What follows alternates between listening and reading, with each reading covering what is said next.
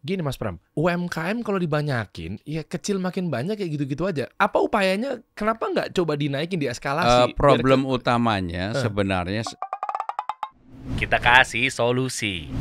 Mas Pram, Pak Menteri, udah nggak Pak Menteri lagi ya? enggak, udah 2 hari yang lalu masih menteri, sekarang udah enggak. Sekarang berarti apa panggilannya? Pak Gubernur? Mas aja. Mas. Rame langsung kegiring opini, sabar teman-teman, tenang. Saya masih ada di tengah-tengah. Saya sebagai jurnalis, media dan lain sebagainya. Saya butuh Anda, Mas Pram. Karena banyak UMKM yang harus dibantukan dan kita tahu bersama bahwa Anda negara ada pada Anda. Apa gimana? Jadi saya ini yang menjaga dapurnya presiden selama 2 periode, termasuk hal-hal yang memberikan persetujuan untuk peraturan menteri tentang UMKM, termasuk besaran KUR dan sebagainya. Jadi sebenarnya kalau kita lihat, kita potret UMKM kita, kontribusinya buat negara ini sudah luar biasa. 60,5% PDB kita, produk domestik bruto kita itu dari UMKM. 99,99% perusahaan itu hampir semuanya UMKM. Jadi perusahaan gede-gede ini hanya cuma 1% aja. Oh, bukan 97, perusahaan gede. Enggak, makro itu 3%. Hanya 1% aja. Dan kemudian tenaga kerja yang kontribusi dari UMKM itu hampir 96,7% lah.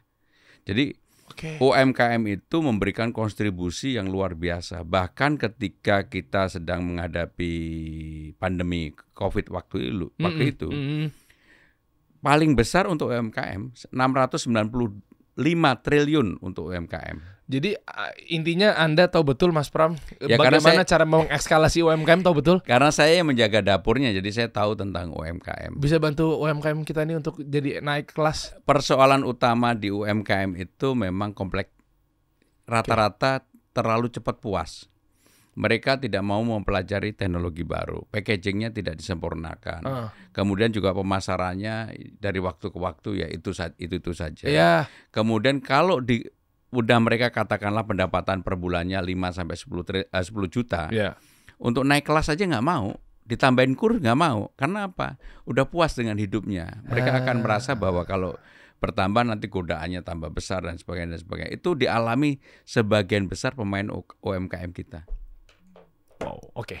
Tahan sejenak Mas Pram, kita bahas dari awal karena saya ingin tahu sebenarnya apa yang harus dikerjakan oleh UMKM, dan juga tadi kan Anda sempat singgung mengenai Kementerian Sekretaris Kabinet, mungkin gitu kali ya.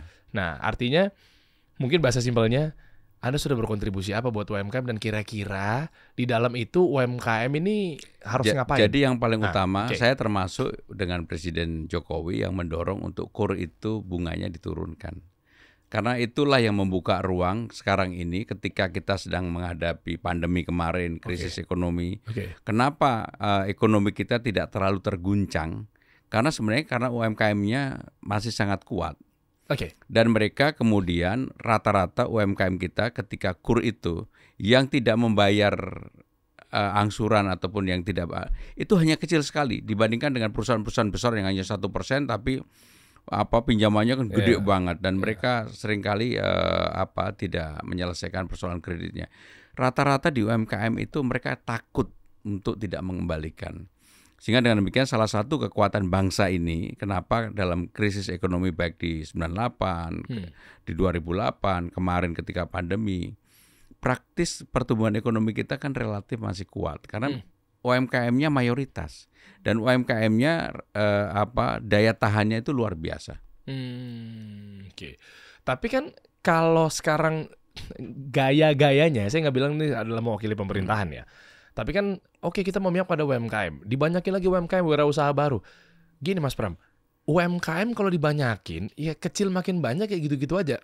Apa upayanya, kenapa nggak coba dinaikin, dieskalasi? Problem utamanya sebenarnya yang mulai naik kelas juga udah banyak.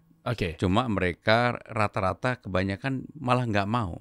Kecuali yang punya inovasi, punya entrepreneur yang baik ya. Contoh lah, banyak sekali produk-produk kita yang sekarang dibutuhkan di China maupun di Jepang. Untuk menjadi ekspor, kalau ekspor kan dapat devisa. Tetapi problemnya yang kemudian bermain untuk ekspor itu rata-rata kerjasama UMKM dengan perusahaan yang sudah besar. Sehingga mereka melakukan itu. Bukan yang murni kemudian UMKM yang tumbuh karena mereka melakukan inovasi, produknya bagus, packagingnya bagus, pemasarannya bagus.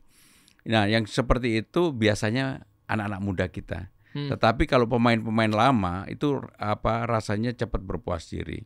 Maka kenapa saya tahu ini, karena hampir semua peraturan menteri, baik itu menteri UMKM, menteri keuangan, menteri perdagangan, perindustrian, yang menyangkut UMKM pasti approval-nya dari kantor saya. Wow, berarti kuncinya ada di Anda ya Pak?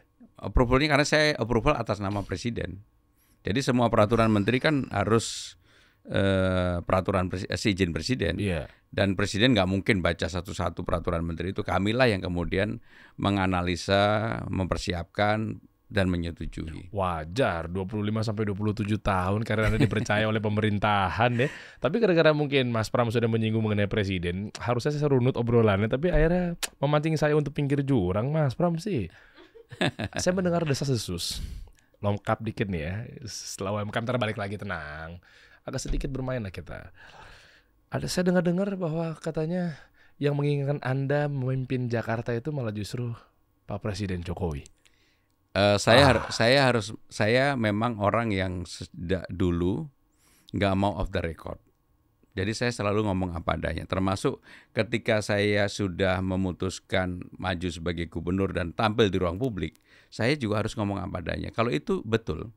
Kurang lebih 4 bulan yang lalu saya pernah diundang oleh presiden karena memang ya saya hampir setiap hari dengan presiden kan gitu. Oh iya pasti. Saya waktu itu makan siang sama beliau, saksinya Pak Pratik. Beliau bilang, udahlah Mas, daripada nanti Jakarta ini dipimpin oleh orang lain, kenapa nggak kita, walaupun pilihan di pilpresnya berbeda, tetapi kenapa kemudian Mas nggak maju aja? Saya bilang saya nggak mau. Memang saya nggak mau. Jadi akhirnya nyatanya? Ya ini ada story-nya lain lagi. Tapi pada waktu 4 bulan yang lalu saya nggak mau. Dan kemudian ada pikiran untuk mendorong Pak Basuki, Menteri PUPR. Pak Basuki juga nggak mau. Udah, berita ini hilang lah. Karena saya konsentrasi tetap bekerja seperti biasa. Maka ketika saya hari Senin tanggal 26 atau saya dipanggil Bu Mega. Waktu itu saya langsung dijabat tangan oleh beliau. Pram, kamu saya putusin untuk jadi calon gubernur DKI. Saya bilang nggak mau Mbak. Mbak bercanda. Sebenarnya saya ngomong ke ibu. Mbak bercanda. Saya nggak mau. Saya bilang. Saya nggak bercanda. Saya serius. Saya ketua umum kamu. Nggak Mak. Saya nggak mau. Udah kamu ngomong dulu sama Hani. Hani itu istri saya. Saya akhirnya keluar telepon untuk sama Hani. Hani bilang istri saya enggak lah ngapain. Kamu udah terlalu lama jadi pejabat lah. Udah waktunya juga main-main sama cucu lah. Makanya kalau dilihat di medsos saya kan isinya cucu. Nah karena istri saya enggak, saya masih di ruangan itu, saya telepon Pak Jokowi.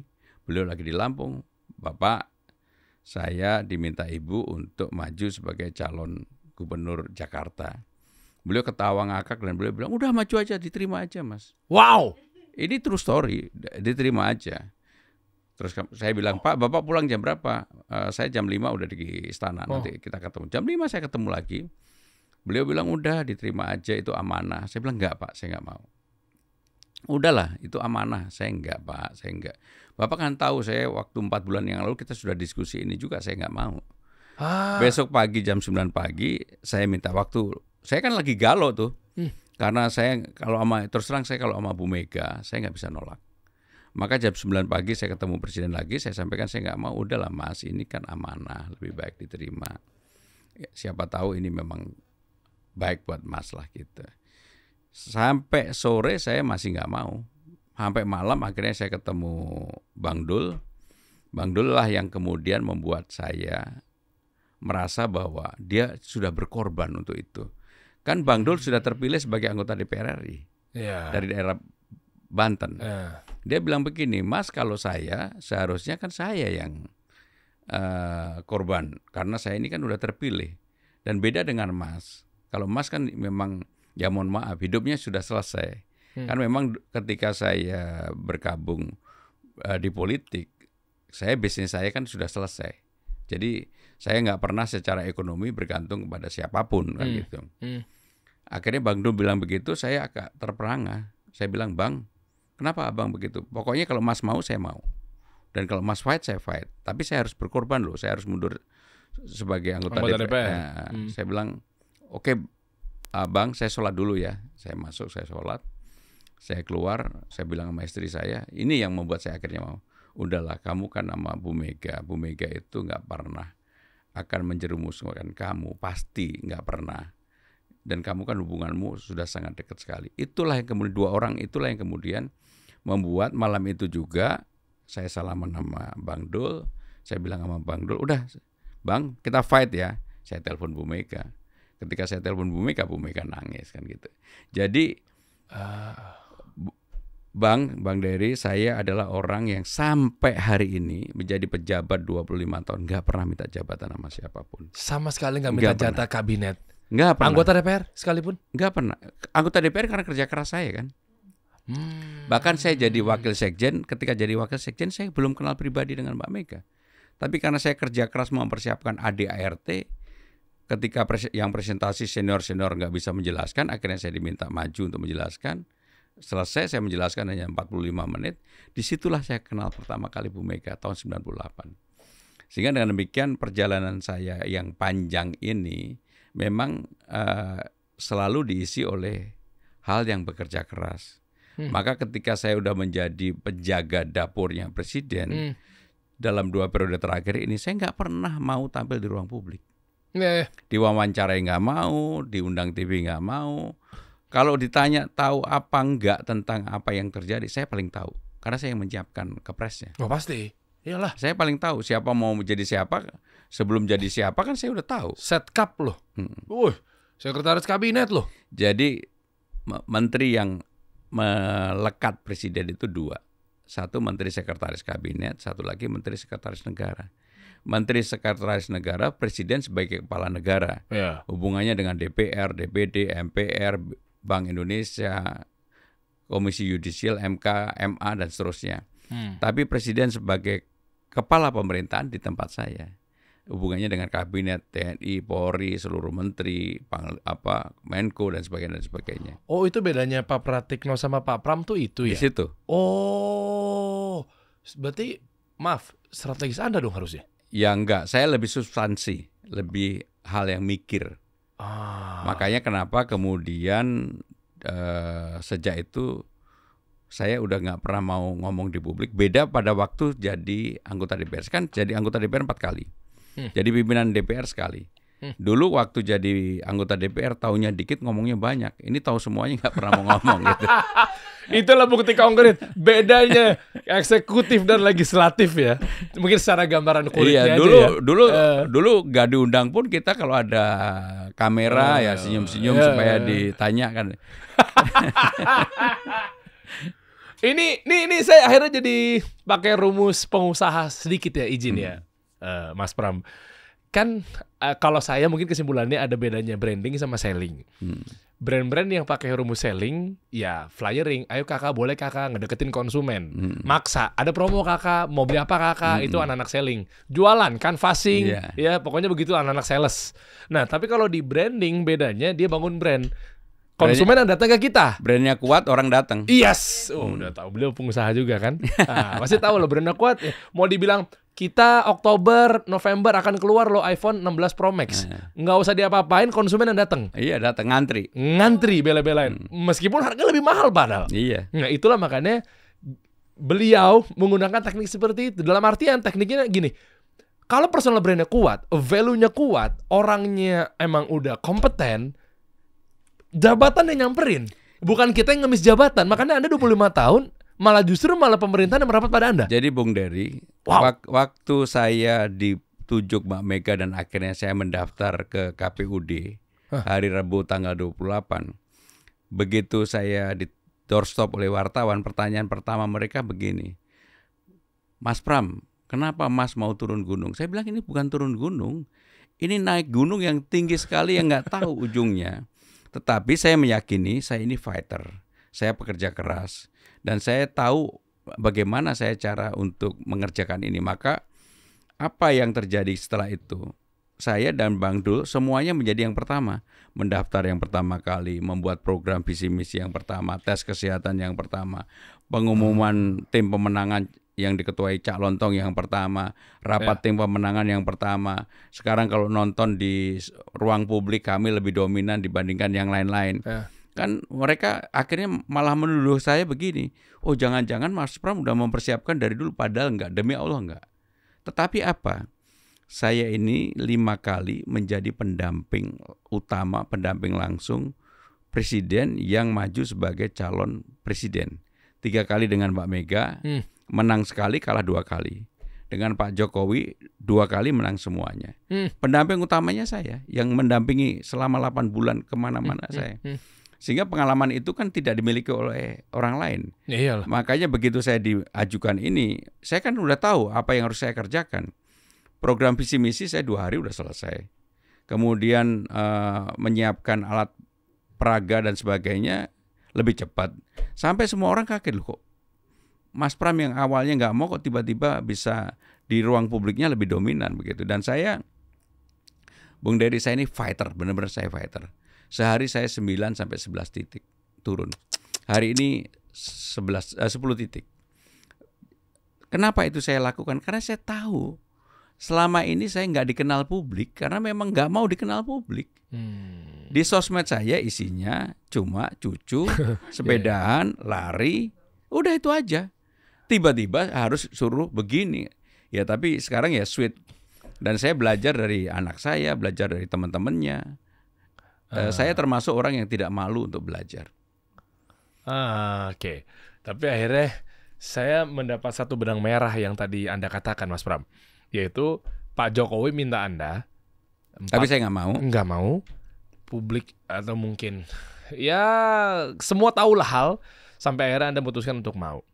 Saya jadi nggak tahu lah ini curiga apa gimana. Dalam artian Pak Jokowi itu kan datang kemarin saya lihat di berita elektabilitas, likability dan lain sebagainya, ternyata survei 85% rakyat suka dengan kepemimpinan Bapak Presiden Jokowi.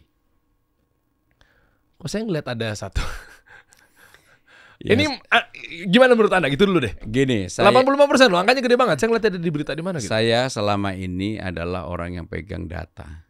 Benar gak datanya? Apa media itu tidak valid? Benar pegang data. Karena apapun kan begini. Sekarang ini orang yang secara langsung bisa mempengaruhi, mengendorse kepada calon tinggi itu ada 5 nama. 1 Pak Prabowo, 2 Pak Jokowi, 3 Ahok, 4 Mas Anies, dan yang terakhir ini Persija. Oke. Persija sangat memiliki peran juga berarti ya. Wow, segitunya masa? Iya. Dan ya sekarang ini dalam pertarungan pemilihan gubernur yang bertarung kan figur, bukan yang bertarung adalah partai, bukan sama sekali. Jadi orang betul-betul salah beranggapan bahwa di sana yang didukung oleh 14 partai pasti akan dominan. Pasti berbeda sekali. Figur lah yang bertarung. Nih maaf saya salah nih. Kurang 1 Mas Pram. Apa tuh? Dasko. Ya saya sama Bang Dasko itu bersahabat, berteman. Iya, tapi maksudnya kan kita lihat kan ada yang bilang katanya Bapak Dasko ini menjadi satu peran penting juga yang tadi mungkin Anda tidak sebutkan. Tapi saya boleh tebak dulu nggak? Kemana arahnya Pak Dasko? Pak Dasko sekarang konsentrasi Banten. Ada di mana? Karena ada di 01, 02, 03? Pak Dasko konsentrasi Banten, wong dia Jakarta. dapilnya. Ya Jakarta mudah-mudahan dia nggak konsentrasi. Mengurangi yang jadi yang 5 biar kalau bisa 5 udah ya, jangan ganggu-ganggu ya. Pokoknya udahlah. Ini pertarungan figur dan sekarang dari per hari ini masih 61 hari. Saya yang dulu hanya 0%, ketika LSI mengumumkan tiba-tiba sudah bisa naik sampai 28,4%. Wow. Orang kaget kok bisa gitu. Mas Pram, tapi gini, saya coba kontradiktif ya, biar obrolan 2 arah. Jadi gini. Gak apa-apa, kontradiktif dibenturin juga gak apa-apa.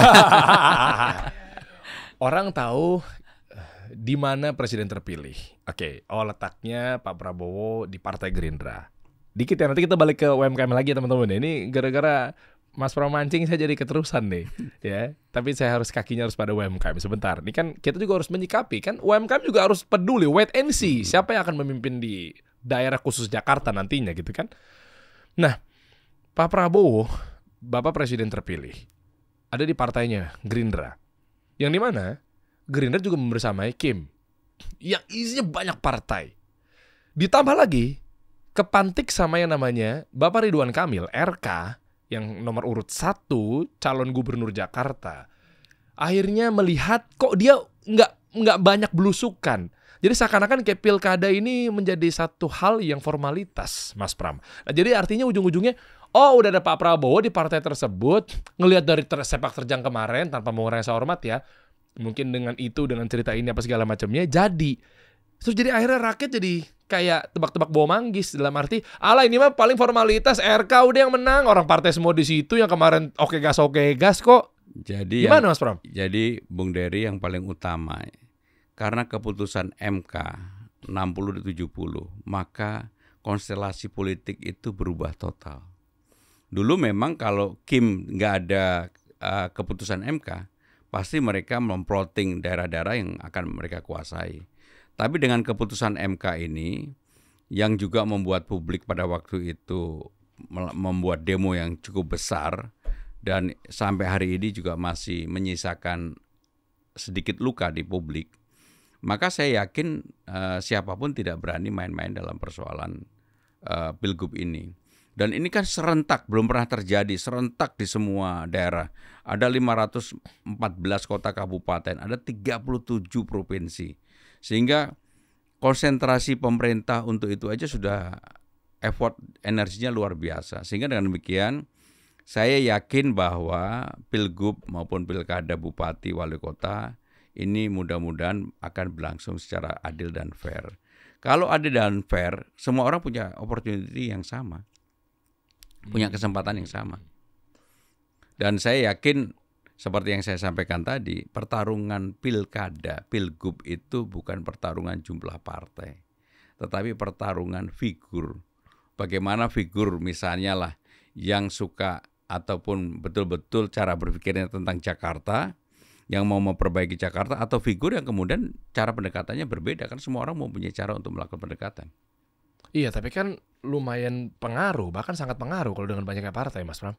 Enggak juga? Enggak. Lah nyatanya kemarin Presiden ini kan Jakarta lebih kecil, bahkan lebih parah lagi harusnya. Contoh paling konkret tahun 2012, yang namanya Jokowi Ahok waktu itu didukung 18%, melawan sisanya. Sekarang terjadi saya dengan Bang Dul didukung 15%, lawan sisanya. Ini persis sama yang terjadi. Jadi tidak kemudian jumlah partai itu menentukan. Bahkan banyak di daerah yang partainya hanya satu, baik itu di Golkar, di PDI, di Gerindra, bisa untuk memenangkan pertarungan. Dan banyak. Berarti kuncinya sebenarnya bukan figur. Di partainya tapi figurnya. Figurnya. Dan kemana Bapak Jokowi melangkah? Bukan figur. Itu bukan. Figur. Kalau Pak Jokowi? Mendoakan aja. Tapi ada yang bilang kalau Pak Jokowi di-endorse sama Pak Jokowi? Ya, saya melihat sekarang ini kan pilgubnya 27 November. Beliau akan berakhir 20 Oktober. Dan suasananya juga pasti sudah berubah dan nanti sudah presiden baru Pak Prabowo. Dan Pak Prabowo pasti juga akan menjaga demokrasi seperti yang dilakukan oleh Pak Jokowi juga. Sehingga dengan demikian saya meyakini dalam konteks ini sangat berbeda. Oke, kejawab ya. Karena ketakutannya kan apalagi stigma-stigma kan negatif kemarin banyak banget munculnya. Bahwa ke Allah pemilu begitulah, pemilu beginilah gitu. Ya kalau ada misalnya campur tangan kekuasaan kan sudah saya rasakan dari sekarang. Saya nggak merasakan apa-apa dan saya happy-happy aja. Saya merasa bahwa semua diberikan kesempatan yang sama. Oke, kita lihatlah nanti ya. Sama seperti halnya juga saya lagi melihat nih UMKM, kita balik ke UMKM sedikit. Dalam hal gimana caranya UMKM juga berkontribusi dalam daerah khusus Jakarta. Ya bolehlah, mungkin saya lempar bertubi-tubi pertanyaan, mungkin nanti Anda bisa meringkas Mas Pram. Dan satu lagi, ketika Anda akan maju di Jakarta, UMKM Anda akan buat apa kalau sama-sama gini-gini aja terus? Jadi cara saya berpikir untuk pendekatan yang berkaitan dengan UMKM mungkin sedikit berbeda dengan cara calon lain. Oh ya? Oke. Saya kebetulan lama membantu Presiden dengan Menteri Keuangan untuk menyiapkan yang disebut dengan Inavan. Apa itu Inavan? Adalah sebuah lembaga investasi yang dimiliki oleh negara. Dulu modalnya 2 triliun tambah 4 triliun dan sekarang Inavan sudah menjadi besar sekali dalam waktu nggak sampai 3 tahun. Wow. Kenapa itu bisa? Karena apapun kalau kita negara yang bergerak kan nggak perlu kolateral lagi. Sehingga kalau kita terlibat dalam investasi di daerah maupun di luar negeri, itu maka ada negaranya. Faktor negara kan membuat kolateralnya jadi hampir nggak ada. Dan Inavan itu betul-betul memberikan kontribusi yang cukup besar. Sekarang mungkin ada 150 triliun dari dana yang dikelola oleh Inavan. Nah, dengan cara yang sama saya akan menginisiasi yang disebut dengan Jakarta Fund. Apa itu Jakarta Fund? Jadi kalau ada proyek-proyek di daerah, tidak hanya proyek pemerintah daerah, tapi proyek swasta, selama proyeknya itu bagus dan transparan, maka Jakarta Fund akan kita dorong untuk masuk dan terlibat, dikelola secara profesional, dan itu akan memberikan kontribusi keuntungan yang luar biasa bagi Jakarta. Itu untuk level besar. Oke. Kalau kemudian ini diturunkan, bagaimana kemudian pengaruhnya kepada UMKM? Menurut saya, kalau kita mau membuat UMKM naik kelas, cara yang pertama adalah yang tidak kalah pentingnya adalah modal. Mereka butuh modal. Butuh modal. Yang kedua, sumber daya manusianya diperbaiki, teknologinya, brandingnya, pemasarannya, sehingga hal-hal itulah yang akan kami lakukan untuk menaikkan produk-produk UMKM di Jakarta. Dan Jakarta itu sebagai epicentrum Indonesia dengan undang-undang baru, Undang-Undang Nomor 2 Tahun 2024, Jakarta sebagai kota global. Sekaligus Jakarta sebagai kota pusat perekonomian nasional. Dan saya melihat 15 tahun ke depan, mungkin sampai 20 tahun ke depan, Jakarta tetap jadi epicentrum utama. Kenapa demikian? Ya, sekarang inilah memang IKN sudah maju luar biasa. Tetapi belum bisa melengkapi diri dan butuh waktu agak panjang. Pasti. Gedung DPR-nya belum ada, gedung DPD-nya belum ada, MPR-nya belum ada untuk anggota DPR-nya. Maka karena mereka itu institusi politik, legislatif, jadi peristiwa politiknya masih di Jakarta, belum di IKN. Walaupun kemarin 17 Agustus sudah dilakukan di sana dan sidang kabinetnya juga sudah di sana, tetapi masih perlu menurut saya 10 tahun lagi lah bahwa IKN itu memang bisa menjadi lengkap dan bisa digunakan seperti Jakarta pada saat ini. Jadi takes time, waktu yang cukup panjang. Tapi kalau ngomongin permodalan memang bercandanya kan 10 yang ditanya UMKM butuh modal apa enggak, 11 yang jawab saya gitu kan. Kayaknya kan semua juga modal gitu ya. Tapi nah, caranya? Tapi kalau melihat apa yang terjadi dalam UMKM ya, yang mereka diberi kur oleh pemerintah, rata-rata mereka tertib loh bayarnya dan baik banget. Rapi gitu, nggak ada yang nunggak? Ya ada kecil banget, less than 1%. Beda dengan para pengusaha, itu lebih dari separuh lah. Dan Mas Pram waktu itu ajukan bahwa bunganya juga akhirnya turun. Sekarang bunganya sangat bersahabat lah bagi UMKM. Maka kenapa sekarang ketika kita kemarin krisis, kan dana untuk COVID yang saya katakan 695 triliun, itu kan memang dana yang diperbantukan untuk UMKM bertahan pada waktu itu. Dan rata-rata yang mereka kemudian dananya bukan berupa hibah atau subsidi, tetapi berupa permodalan kembali. Wow, kembali. Happy nih UMKM kalau dengar begini. Emang maaf bukan maksud membanding-bandingkan. Before after. Yang kemarin gimana kondisi UMKM? Apakah terbantukan dengan pemimpin atau gubernur Jakarta yang kemarin? Ya, UMKM kita ini tingkat survivalnya lebih tinggi daripada perusahaan-perusahaan yang sebenarnya middle class up ini. Ya. Mereka lebih survive.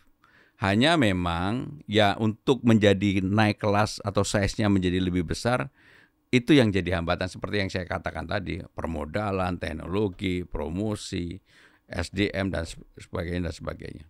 Tapi kan kemarin juga mungkin ada program seperti itu, tapi kenapa kayak kesana stuck gitu? Dan Anda hadir di sini nanti ketika misalnya pun juga ya memang Jakarta? Memang sebagai pemimpin itu harus ada terobosan. Contoh lah, sebagai contoh aja.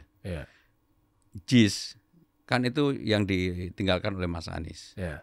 Dan kalau JIS mau berkembang, maka dia harus betul-betul infrastrukturnya kita lakukan perbaikan.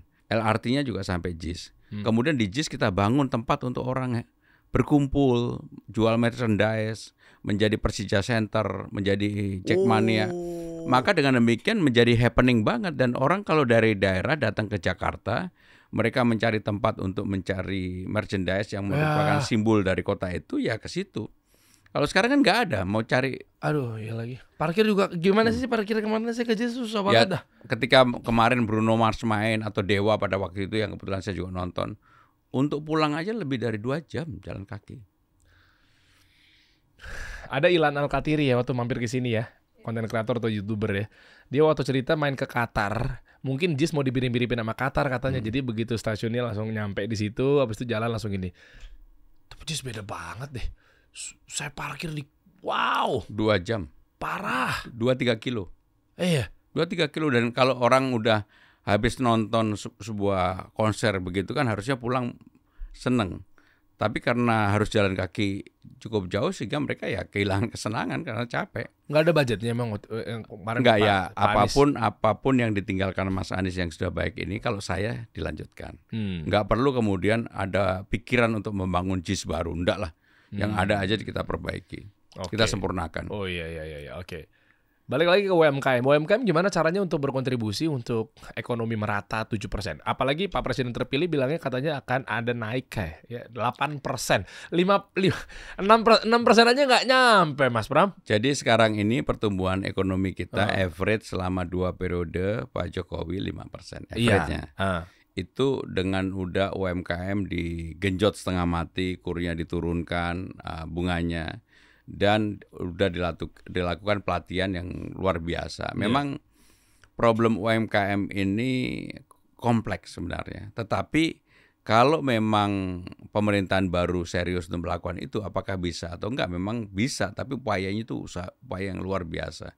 Supaya ya faktor-faktor yang menjadi penghambat UMKM juga harus dihilangkan. Apa itu salah satunya? Ya mereka SDM-nya diperbaiki, permodalannya disempurnakan. Nggak ada lagi yang namanya pungutan-pungutan buat UMKM. Kan sekarang yang menjadi problem di UMKM juga ada pungli, ada pungutan kan kalau mereka di tempat-tempat yang publik begitu. Iya. Terus kalau dari APBD nanti misalnya di Jakarta gitu, contoh kita ke Jakarta dulu ya. APBD atau APBN? APBD lah.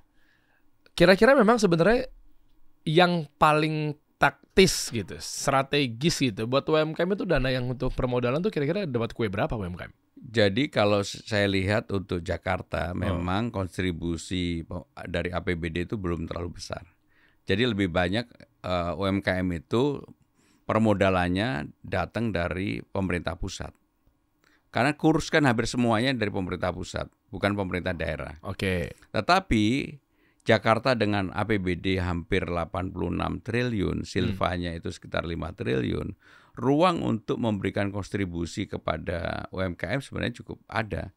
Tapi saya yang termasuk berpikir jangan diberikan kailnya, tapi diberikan sistem misalnya yang saya tawarkan tadi dengan Jakarta Fund, kemudian kerjasama antara Jakarta Fund dengan UMKM yang ada, mereka dibimbing, dilatih supaya naik kelas dan sebagainya.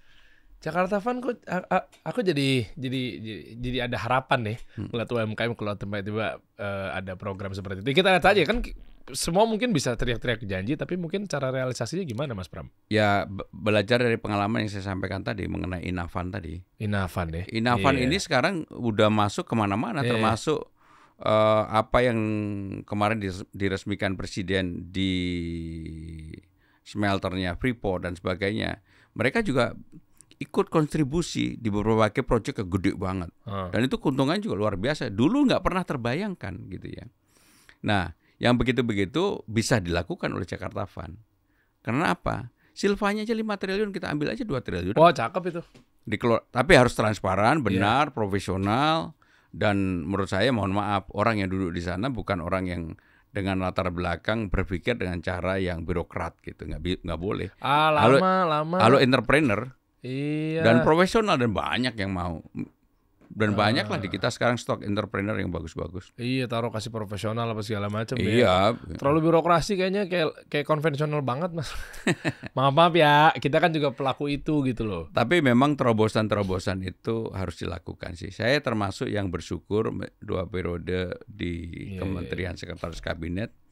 Saya memberikan banyak terobosan, termasuk yang tidak dibayangkan orang. Di Sekretaris Kabinet sekarang sudah menerapkan full ini work from everywhere, bisa kerja dari mana aja, nggak harus datang ke kantor.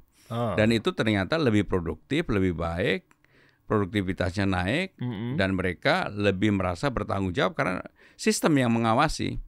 Kalau dulu datang absen, habis itu mereka ya nggak harus langsung kerja. Kalau sekarang kan nggak, semuanya diawasi by sistem. Walaupun dia kerja dari rumah atau dari mana aja. Oke. Jadi udah kejawab bahwa ya mungkin UMKM masih ada harapan ya, kita lihat. Bukan ada harapan karena UMKM itu tulang punggung bangsa ini. Harus diperhatikan. Karena 99% perusahaan kita itu UMKM. Tapi sebenarnya bisnis Anda apa, Mas Pram? Tahu nggak? Saya merasa beruntung ya karena dulu saya kan S1 saya Teknik Pertambangan ITB. Iya. Jadi sejak tahun 88 saya sudah punya usaha tambang.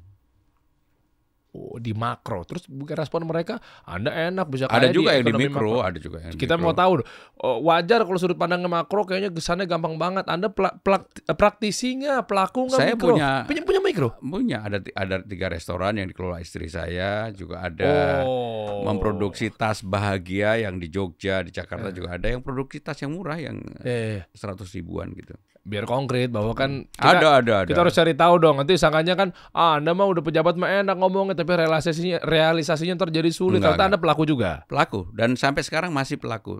Walaupun yang untuk mengelola secara langsung, karena saya betul-betul konsentrasi di pemerintahan, istri dan ininya secara profesional. Jadi tahu betul kalau memang insya Allah dengan program tadi berjalan itu sangat memihak pada UMKM. Tahu betul, sangat. Jakarta Fun. Kita ngomongin Jakarta. Lebih tajam lagi nih Mas Pram. Titipan dari teman-teman semua. Saya coba di tengah aja ya. Saya cuma menyampaikan. Memang Pramono Rano mau ngapain sih di Jakarta dari APBD yang ada, dari APBN? Apa pengen tahu kita programnya? Kita coba di tengah-tengah aja, kita coba dengar sama-sama. Jadi satu yang paling utama menurut saya, mungkin saya berbeda dengan calon-calon gubernur yang lain. Saya ingin menyelesaikan persoalan-persoalan yang dari bawah. Problem utama para gubernur yang terdahulu adalah selalu punya yang namanya ego sektor pemimpin. Padahal ada hal yang baik yang dibuat oleh gubernur sebelumnya, itu tidak dilanjutkan oleh gubernur yang berikutnya.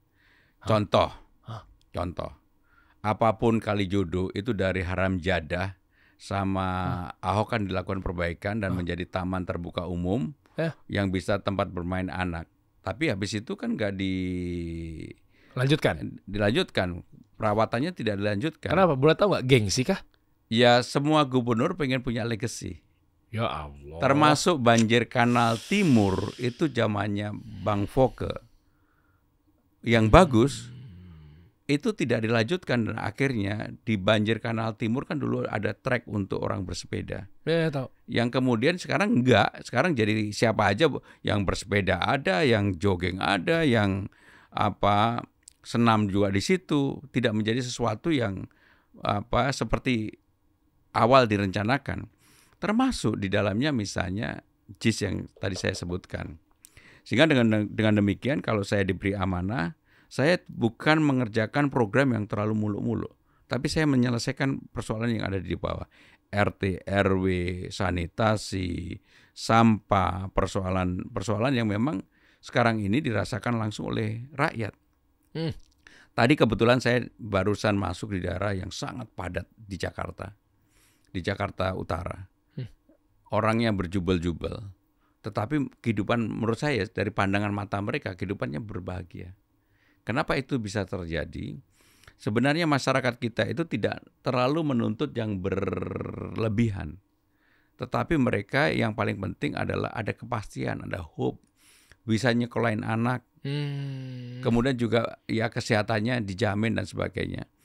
Belajar dari pengalaman itu, Bung Dery, saya terus terang sebenarnya saya udah selesai hidup dengan diri sendiri. Maka dengan saya belanja masalah dan melihat berbagai persoalan di bawah ini, saya sekarang jadi bergairah banget. Betul-betul yang awalnya ogah-ogahan dan begitu saya mendaftar, sekarang saya benar-benar pengen banget dapat amanah ini untuk berbuat sesuatu yang baik bagi masyarakat Jakarta. Oke. Meskipun banyak yang bilang bahwa Jakarta udah nggak bisa diapa-apain, udah nggak ada harapan. Makanya tadi, mulailah dari hal kecil dari bawah.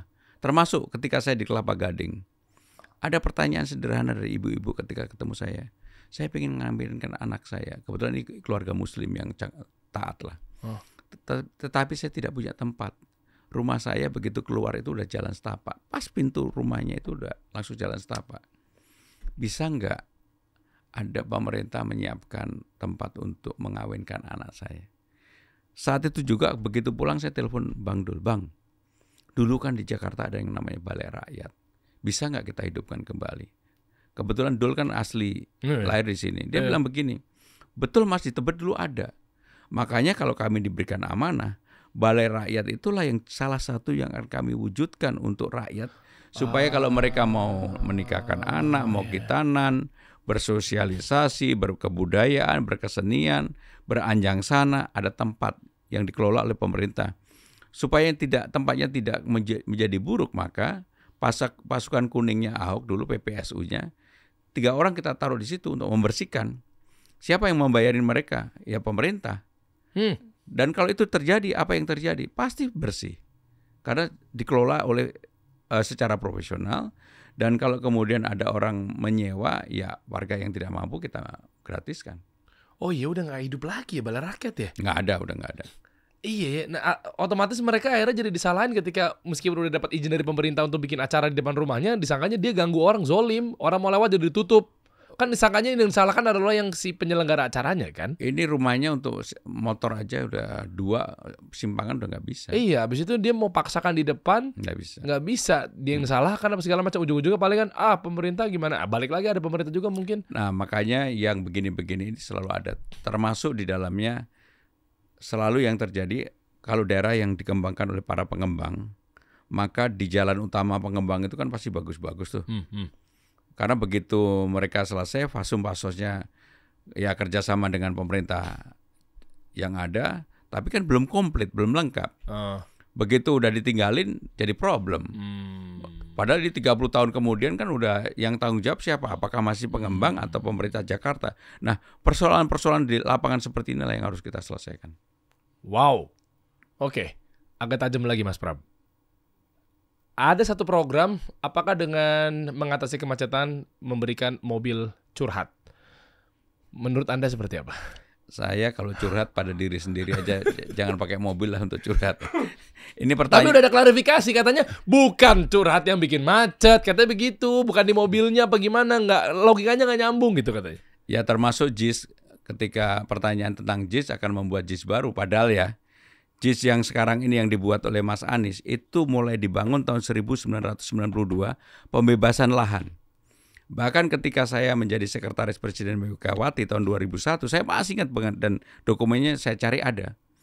Dulu Ibu membuat peraturan Presiden bahwa petani di sana diperbolehkan untuk mengelola tempat itu karena krisis ekonomi pada waktu itu. Sehingga dengan demikian yang namanya JIS itu bukan tiba-tiba hanya Mas Anies sendiri kemudian bisa enggak. Dari tahun 1992, zaman Pak Harto, pembebasannya selesai zamannya Pak Jokowi, baru dibangun oleh Mas Anies.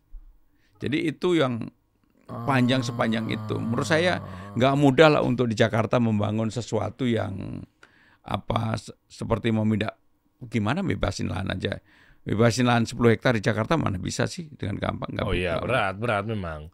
Berarti Jakarta kuncinya seperti zamannya Pak Fauzi Bowo, Pak Foke waktu itu kan memang beliau ahli tata kota. Ya kan, ya pastilah positif negatif gitu ya. Tapi balik lagi, begitu ngebenahin Jakarta berarti kan memang kuncinya minimal orang yang ngerti tata kota atau insinyur. Berarti orang yang label atau latar belakangnya adalah seorang insinyur yang ngerti tentang kota apa segala macamnya, ada satu peluang dong. Kalau beliau yang paling penting sebenarnya bukan di situ, Bung Dery. Yang paling penting adalah orang yang mau belajar, memahami dan berani memutuskan. Jakarta ini misalnya tentang Transjakarta lah ya. Iya. Jakarta ini punya halte 252 halte. Oke. Panjang Transjakarta itu 230 km, terpanjang di dunia. Terpanjang di dunia. Wow. Tetapi problemnya adalah konektivitas antar trayek tadi itu tidak berlangsung secara baik. Sekarang itu ada 14 trayek di Jakarta itu. Nah, problemnya beberapa trayek yang dulu oleh Mas Anies dibuat dengan Jack Linko yang masuk ke daerah-daerah masyarakat itu, sekarang ini beberapa terputus. Sehingga dengan demikian kalau mau memperbaiki bukan hanya insinyur tadi, tetapi orang yang mau belajar dan orang yang benar-benar mau dengan hatinya untuk menata Jakarta. Jadi percuma di ahli tata kota tapi kalau ternyata hatinya nggak memihak dan Ya, serius. cara pendekatannya kan bisa berbeda-beda. Ada orang yang pengen membangun Jakarta, memindahkan kantor dari Sudirman Tamrin ke selatan, gimana cara pindahnya? Oke. Ya. Sebenarnya simpel sih Mas Pram. Pertanyaan saya mungkin remeh-temeh, tapi ini ternyata belum terjawab sampai sekarang. Apa itu? Banjir, macet. Saya mau tahu. Jadi, kira-kira Anda akan ngapain dalam dua masalah terbesar? Jadi banjir, kalau kita potret sekarang ini, banjir sudah mengalami pengurangan. Karena di era Pak Jokowi, yang namanya Waduk Sukamahi dan Ciawi yang di atas, yang selama ini airnya turun menyebabkan banjir, sudah dibuat waduk di atas. Oke. Yang kedua, sodetan itu sudah diselesaikan. Pompa di Sitiong itu sudah dibangun, pompa besar. Maka kenapa kemudian sebenarnya banjirnya sudah mulai berkurang, walaupun belum menyelesaikan. Di daerah selatan banjir di beberapa, misalnya di daerah Kemang dan sebagainya. Kenapa terjadi? Karena dibangunlah apartemen-apartemen baru yang dulunya daerah resapan. Sehingga kalau kemudian mau mengatasi banjir, salah satunya adalah maka mau tidak mau yang dari atas itu semakin banyak untuk ditahan. Dan sekarang ini sudah berkurang. Tetapi yang belum dilakukan adalah di hulu, kan kita itu ada 13 sungai yang dari selatan ke utara. Di hulunya pompanya juga harus diperbanyak. Sekarang pompa besarnya itu selain di Ancol, di Sitiong, di Pik ada satu, menurut saya kurang. Turap juga harus dilakukan perbaikan. Nah, yang kedua yang berkaitan dengan kemacetan, maka frekuensi harus dilakukan ditambah. Kalau kita lihat di pagi hari dan di sore hari, kemacetan terjadi. Tetapi problem yang paling mendasar adalah ketika konektivitasnya, orang yang dari Tangerang Selatan, Bekasi, mereka masih lebih nyaman naik mobil dibandingkan dengan naik transportasi umum. Coba kalau kemudian MRT-nya udah sampai dengan Tangerang Selatan, sehingga orang mau ke Sudirman Tamrin langsung aja naik MRT, nggak perlu kemudian harus nitipin mobil. Kan sekarang banyak yang dari Tangerang atau Tangerang Selatan mereka naik mobil dulu ke Lebak Bulus, dari Lebak Bulus baru naik. Nah, yang seperti itu harus dilakukan perbaikan, termasuk frekuensi untuk KRL, frekuensi untuk Transjakarta perlu ditambah. Tapi untuk bisa begitu, karena ini aglomerasi, maka kerjasama pemerintah pusat dan pemerintah Jakarta harus betul-betul dilakukan dan terjadi. Butuh APBN berapa, Pak? Kira-kira? Contoh yang paling baik sebenarnya yang berkaitan dengan MRT. Dulu orang kan membayangkan bahwa MRT itu akan membuat kantong pemerintah, terutama pemerintah Jakarta dan pusat itu berat. Karena MRT ini berjalan dengan baik, penumpangnya sekarang udah lebih dari 100.000, maka sekarang sudah cukup kuat. Maka perpanjangan sampai dengan Ancol, kemudian ke Marina, kalau saya jadi gubernurnya, jangan hanya ke Marina dong. Karena kalau ke Marina kan berhenti, dan di sana kan orang-orang yang cukup kaya-kaya lah di situ. Kenapa nggak kemudian sampai di Ancol ke kanan lewat JIS, dari JIS ditarik ke Tanjung Priok, dan itu betul-betul akan mengurangi transportasi yang luar biasa. Cerdas. Kita lihat aja ya. Tapi biasanya berat tuh pakainya, Pak. Ya, Karena Macet, pasti pembangunan macet dong. Dan ya sekarang ini ketika pembangunan MRT kan sekarang juga macet di depan BI, di Monas, waktu ataupun di Artefak di Gajah Mada. Tetapi nggak bisa dihindari, harus dilakukan. Nah, kalau nanti yang pinggir-pinggir, menurut saya kemacetannya nggak seperti yang sekarang terjadi di tengah. Dan itu akan lebih baik. Dan saya yakin kalau pemerintah pusat dan pemerintah Jakarta bisa melakukan itu, akan lebih baik. Wow, sama seperti halnya dengan Bang Dul. Program-programnya juga memang ada terobosan yang mungkin belum kita ketahui bersama. Menurut Mas Pram gimana? Ya, saya sama Bang Dul adalah orang yang sangat realistis. Yeah. Kita berdua ingin mengerjakan PR para gubernur yang belum selesai, kita selesaikan dan kita perbaiki. Tetapi yang namanya Jakarta sebagai kota pusat perekonomian nasional dan juga kota global yang baru, bukan lagi sebagai ibu kota negara, harus mampu untuk melakukan terobosan-terobosan. Seperti Jakarta Fund tadi yang saya tawarkan, itu salah satu terobosannya. Itu terobosannya oke sih ya. Ya saya sih cuma nggak tahu sebagai warga yang melihat bahwa apakah benar terrealisasi atau tidak. Tapi kalau memang misalnya bisa. Wow.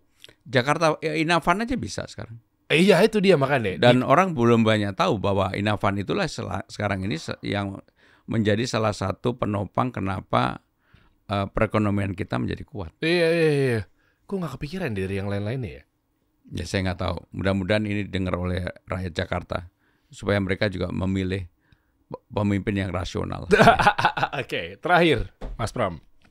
Tadi Anda menyebutkan kalau mau sukses untuk di Jakarta ada pengaruhnya 5 orang yang mengendorse-nya. Yang pertama, Pak Prabowo. Kemana Pak Prabowo sekarang arahnya? Ya saya bismillah, mudah-mudahan beliau minimal nggak kemana-mana lah. Iya. Tapi memang ada obrolan sama beliau ya, ketika Jakarta juga ya. Bismillah nggak kemana-mana, gimana bisa? Bismillah nggak kemana-mana. Ya pokoknya yang paling penting adalah saya yakin pilkada di Gubernur Jakarta ini berlangsung fair, dan kalau fair saya akan fight untuk menang. Oke. Yang kedua, Pak Jokowi. Ya sama. Kemana Pak Jokowi sekarang?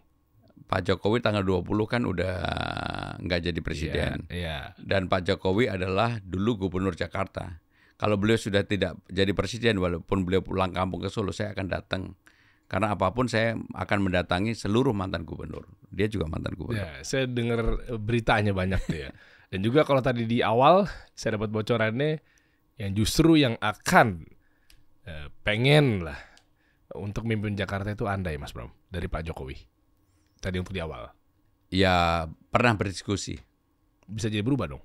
Ya namanya diskusi kan, bukan beliau yang kemudian meminta saya, tapi putusan 1000% saya maju karena Ibu Megawati Soekarno Putri. Oke. Nanti jangan disalahartikan loh, saya maju karena Ibu Megawati Soekarno Putri. Tapi Ibu Mega elektabilitasnya atau mungkin trusted di mata warga Jakarta gimana? Kan ada Ahok yang tinggi, ada Anies yang tinggi, ada Persija yang juga tinggi. Berarti Pak Anies kemana? Oh ke Anda ya?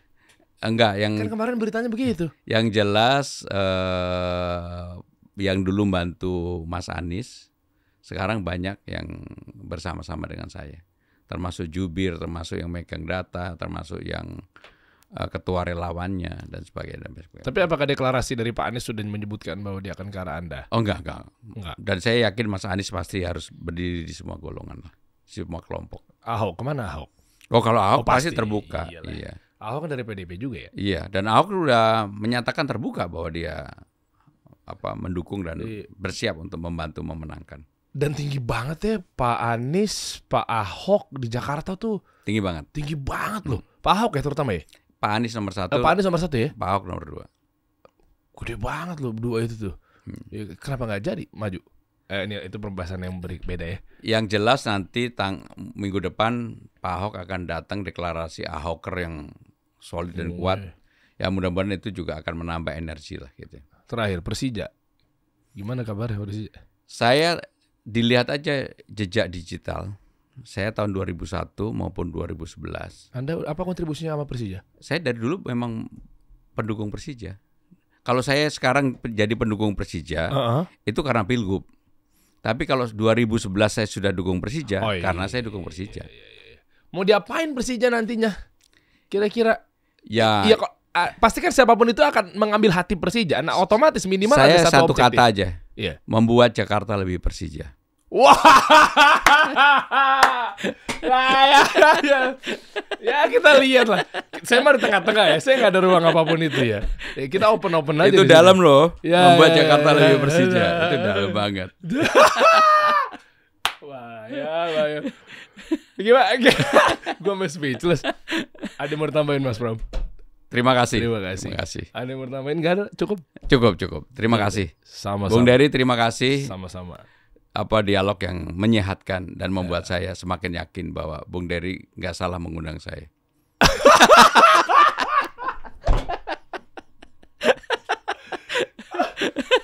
Mas Pram, terima kasih. Terima kasih. Kira-kira.